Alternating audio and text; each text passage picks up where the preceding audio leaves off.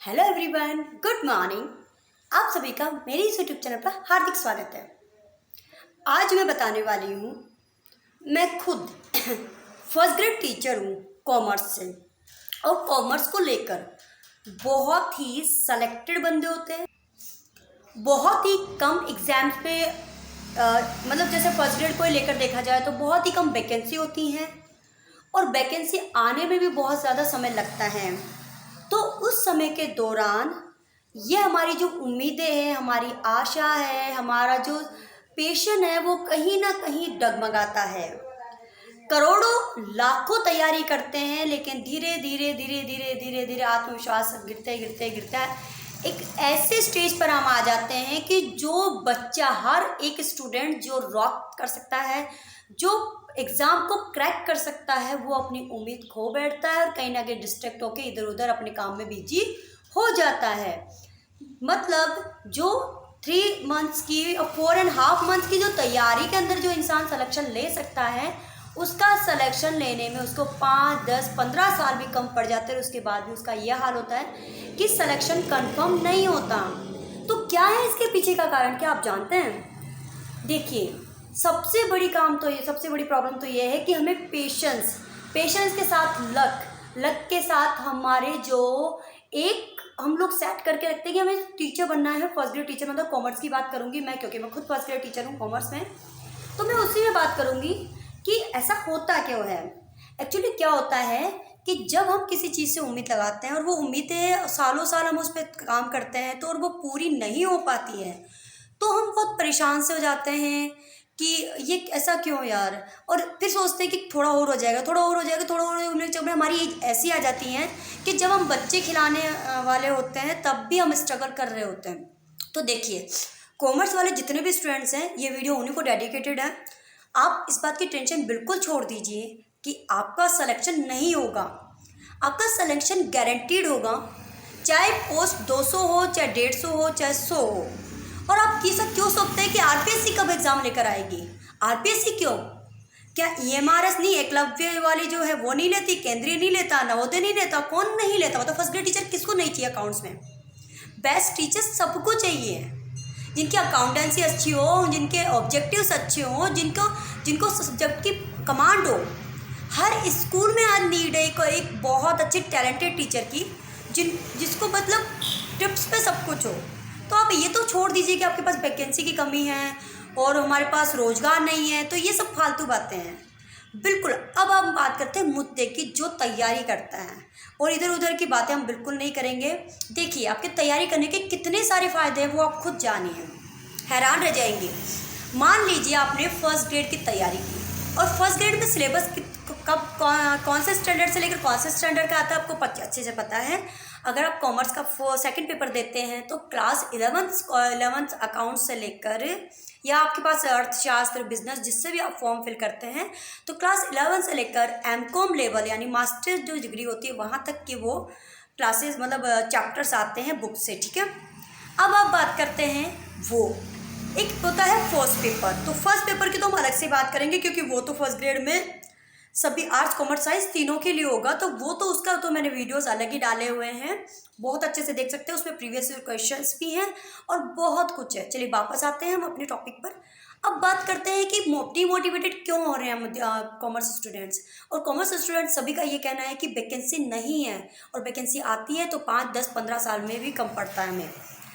आप अब आज से एक ही काम कीजिए, सारी टेंशन को एक तरफ रख दीजिए, और अब आप क्या करेंगे कि सबसे पहले तो 11th से लगाकर ग्रेजुएशन तक की जो बुक्स हैं, तो आप जिस भी सब्जेक्ट से, चाहे आप EFM से हो, चाहे आप बिजनेस एड से हो, चाहे आप अकाउंटेंसी से हो, सबसे पहले आप क्या करेंगे कि आप बनाएंगे क्या, अपना शेड्यूल, और आप लेंगे सिलेबस, जो कि लास्ट ईयर का। अभी हमारे पास कोई वैकेंसी नहीं है। आज की डेट में अगर मैं वीडियो डाल रही हूँ तो आज की डेट क्या है आप बताइए।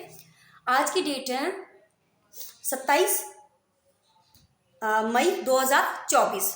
तो मान लीजिए कि हमारे पास कोई वैकेंसी नहीं। देखो, वैकेंसी आएगी और ऐसे आएगी कि 4-6 महीने में ज्वाइनिंग हो जाती है। आप अच्छे से जानते हैं, चाहे केंद्रीय हो, चाहे EMR एकलव्य वाली हो, चाहे वो सेंट्रल हो, चाहे राजस्थान हो, और नवोदय हो, इसके अलावा कौन सी आती है, नवोदय हो, बहुत सारी स्कूल जितने भी डिपार्टमेंट्स, और इवन डिपार्टमेंट्स ही क्यों यार, स्कूल्स में, प्राइवेट स्कूल्स में, गवर्नमेंट स्कूल्स में भी बहुत स्टाफ की नीड रहती है। तो सबसे पहले आपको क्या करना है, 11th से लेकर ग्रेजुएशन लेवल की बुक्स को लेकर आना है और उसको बोझ बिल्कुल ना समझे। उसमें से मतलब मान लो अगर 15 पेज का अगर एक भी चैप्टर है ना, और उसमें से 2 लाइनें भी, 1 लाइन भी अगर आपने एक दिन में लर्न कर ली ना, तो समझो वो लाखों लाइनों के बराबर है।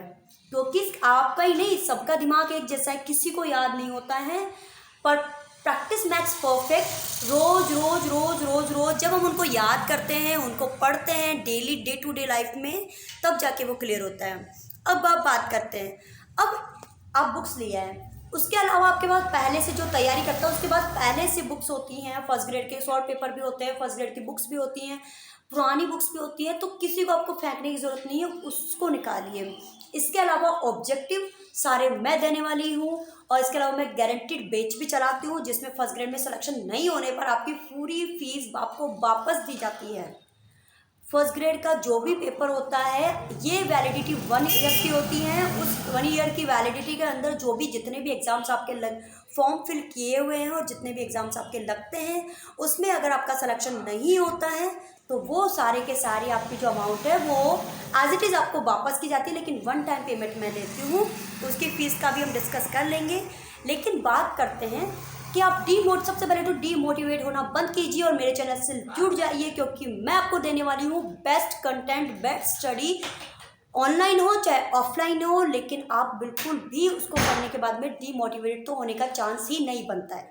अब बात करते हैं कि इसके अलावा क्या करना है। बुक्स आप ले आए, अब मान लीजिए आपको बुक्स में बिल्कुल भी समझ में नहीं आता, बहुत लेंदी लगती है, बहुत बोरिंग लगती है। और बुक्स सबको लगती है, आपको नहीं, मुझे भी बुक्स बोरिंग लगती है, हर किसी को लगती है। लेकिन पढ़ते हैं, हम पढ़ते रहेंगे तभी तो बढ़ेंगे। बोलते ना कि भीमराव अम्बेडकर जी ने कहा था, ये शेरनी का दूध है, जो जितना पिएगा उतना दहाड़ेगा। तो क्यों ना हम भी इसी को कर लें। अरे भाई, सारे काम करने के लिए हमारे पास बहुत सारा समय है, लेकिन समय, पढ़ाई को भी हम थोड़ा बहुत समय तो दे ही सकते हैं ना। अब आपको मैं अगली ट्रिक बताने वाली, बुक्स आप ले आए, उसके बाद आपको क्या करना है, दूसरा काम मेरे चैनल से जुड़ जाना है।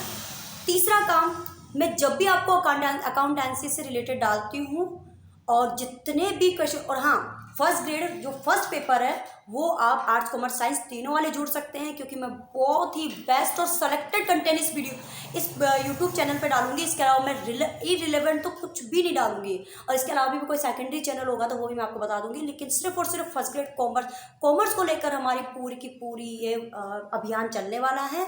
तो चलिए, और फर्स्ट पेपर तो सबका रहेगा जिसपे जनरल पेपर होता है, और सेकंड पेपर कॉमर्स वाले तो बिल्कुल मुझसे जुड़ जाइए। अब आगे बात करते हैं कि तैयारी। तो नेक्स्ट वीडियो में मैं आपको बता दूं कि जो लास्ट ईयर का जो सिलेबस है, वो सिलेबस मैं आपसे डिस्कस करने वाली हूँ। उस सिलेबस को उठा के आपको कैसे तैयार करना है, कैसे आप 4.5 महीने में अपनी तैयारी को एकदम हाई लेवल पर, हाइक पे ले जा सकते हैं। और 1 ईयर के जो पीरियड है, उस पीरियड के अंदर तो आप एकदम रॉक कर सकते हैं। आप सिलेक्शन आपका होगा, PDF नोट सब कुछ मैं दूंगी, एक फीस के अंदर मैं सब कुछ दूंगी। बाकायदा मेरी सारी जो है प्लानिंग वो आपके साथ शेयर करने वाली हूँ। लेकिन तब तक के लिए आप बने रहिएगा। और हाँ, डीमोटिवेट होना बिल्कुल मत कीजिएगा कि आप कर सकते हैं, और आप करेंगे। फर्स्ट ग्रेड तो कुछ भी नहीं है, उसके बाद हम करेंगे नेट JRF, और उसके बाद में करेंगे हम अपने लेक्चरर्स की तैयारी। तो कॉमर्स वाले स्टूडेंट्स के जितने भी हैं, प्लीज़ एक बार स्माइल कर दीजिए, क्योंकि आप लोगों की स्माइल बहुत प्यारी है और आप लोग बहुत इंपॉर्टेंट है लाइफ में। तो प्लीज़ डीमोटिवेटेड होना, अपने अंदर इस तरीके के ख्याल लाना कि नहीं मैं नहीं कर पाऊँगा, this is irrelevant, ridiculous, don't do this, don't do with the नहीं। धन्यवाद, thank you so much, thank you.